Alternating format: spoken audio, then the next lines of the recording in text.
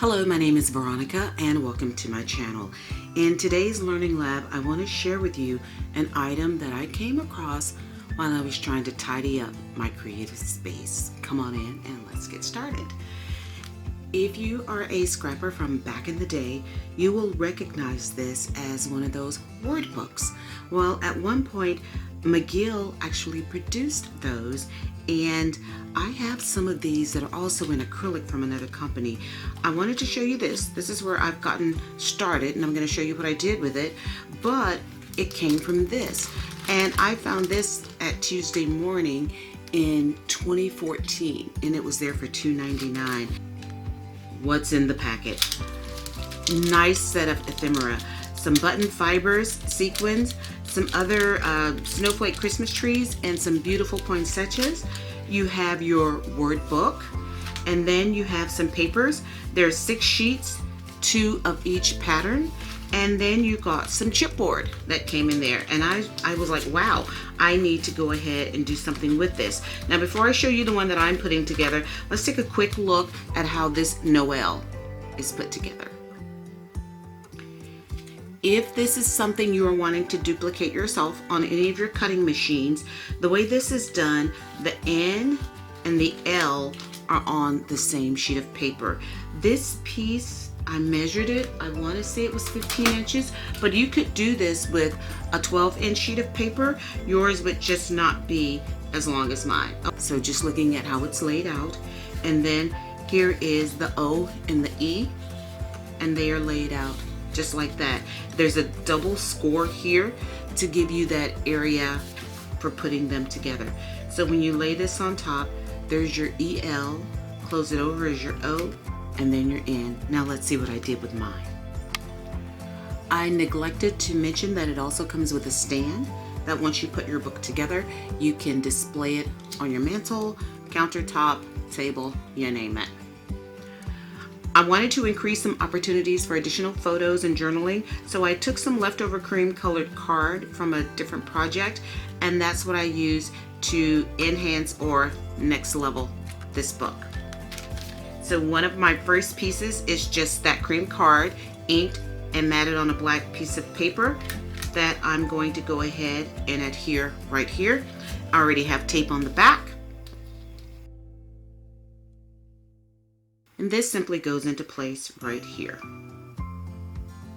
You will see that through the N, and that's okay by me. But that is a place to either put some journaling for the year this book is from, or to put a photo there. Now for the back of the O, I took that same paper. Let me apologize. I did go ahead and string some of my fiber through by poking it through the holes in there, and that was my center. So I put that together before I started putting my pieces in, just so everything stays into place. Let's go to our next page, and over here I again took that paper, backed it with some black. I stepped down like 1/8 of an inch, and this actually has a magnet in there. You may not hear it, but there it goes. And that's just so that this doesn't flap open once it's inside the book.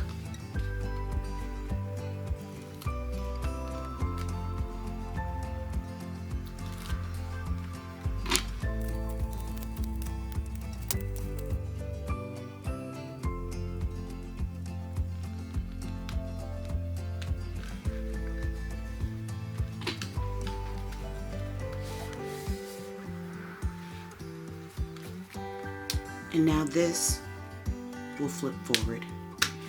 Now over to this side. Did the same thing by enhancing it with some of my papers. This one also has a magnet there, and it's going to go over here.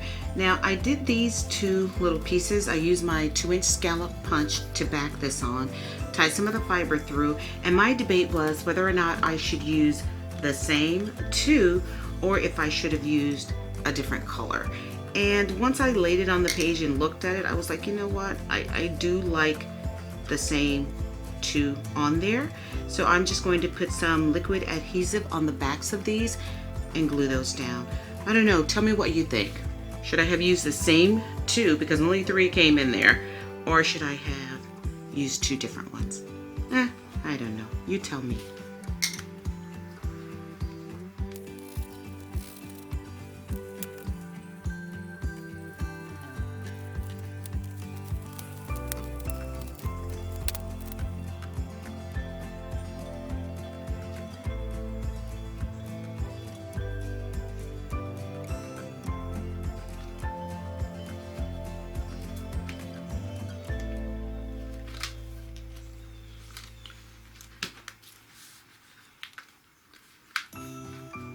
I am also debating about what to do with this because I did deco the edges, but unless you turn from the bottom or if you try to grab these, they're a little flimsy. So I thought about just putting a piece of ribbon there that you could just grab and lift it up to see the pictures underneath, and it wouldn't hurt whatever was on top. The same thing over here with the joy. Just put a little pull ribbon so you don't have to stick your finger under there. And if you are someone with dexterity issues that are major for gripping, just putting a finger through or grabbing that loop might be a better option. Something I'm considering. Okay, so let's turn the page. And for the E, I have this piece that I've done similarly, an 1/8 inch around, and it also has a magnet, and I did the Martha Stewart presents going down the side. That is going to go here. And then I have the chipboard piece that I backed in black, put some red fiber ribbon around it, and that's going to go off to the side.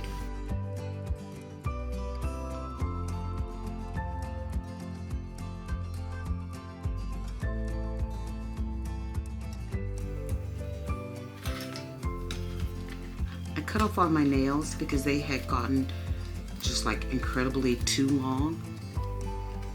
Some were bordering on 3/4 of an inch, way too long for me. So I cut them all down and we're starting over.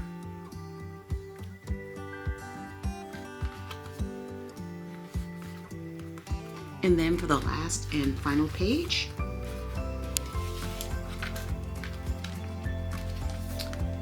I have this cute little darling that I put together.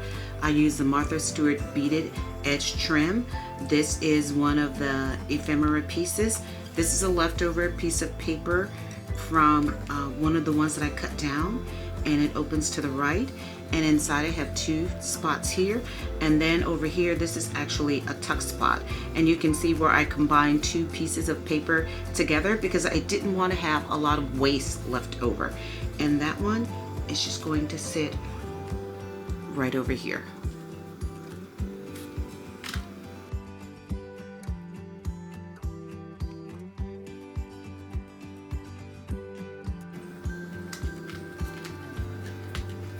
Now I'm keeping in mind what I might want to do to this L, and that's why I brought this in a little bit.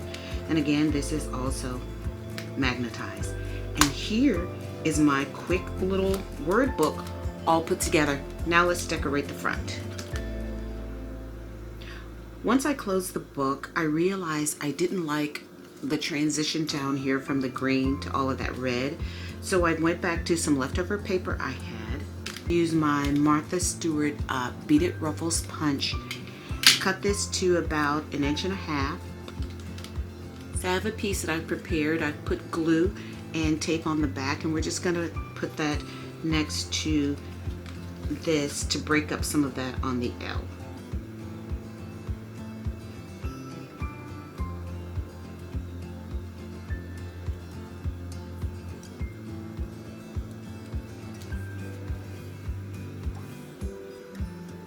I'm sure that it says on the cover what it is, but it is 4.5 inches high.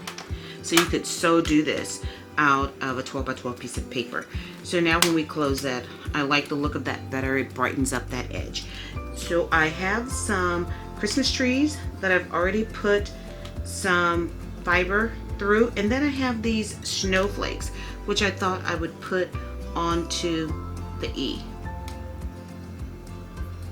just to help brighten up that end part because it was starting to look a little dark down there.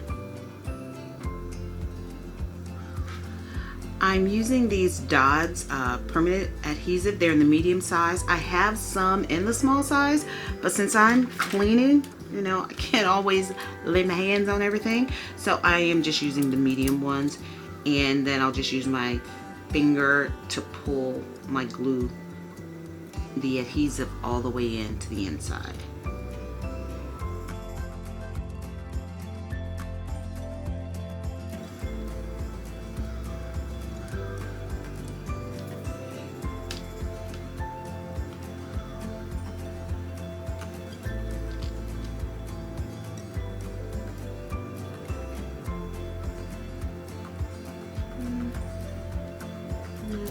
So I think what I'm going to do is finish decorating this, and then I'll come back to show you what the finished piece looks like.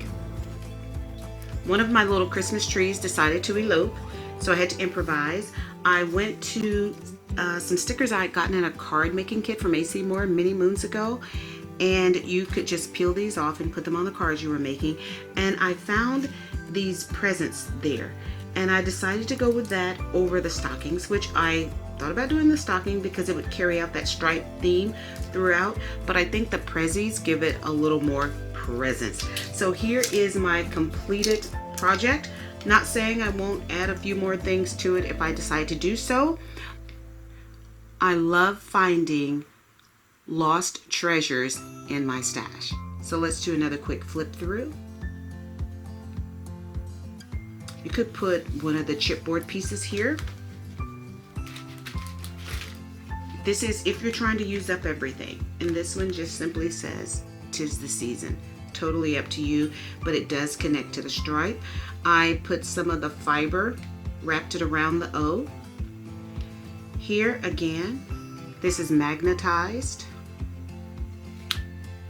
Same thing over here. Chipboard. Now on this one, I actually messed it up. I cut my paper too short. So I pieced the two pieces back together, took the other piece that I'd messed up on, and I just glued it on top. It actually gives it some dimension, so that was one way to fix my error. Another place for journaling or a picture, you could put another chipboard piece there. And then my E has the snowflakes on it, so that kind of makes that pop. Another opportunity for photos, and they're going to go out that way. Chipboard piece, photo, ephemera, a photo. This is a tuck spot that you can slide something in behind there. And then there's the back, which you could always put 2 more photo mats on the back, and it can be used that way.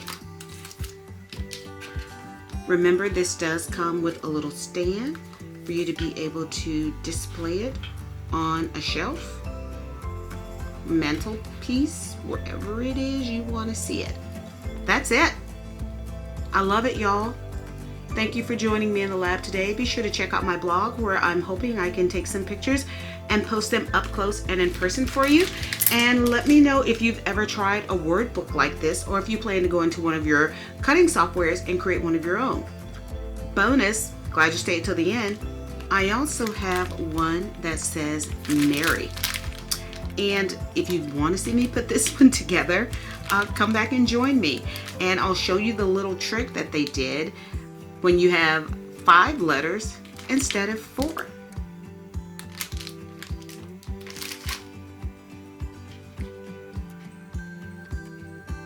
Until then.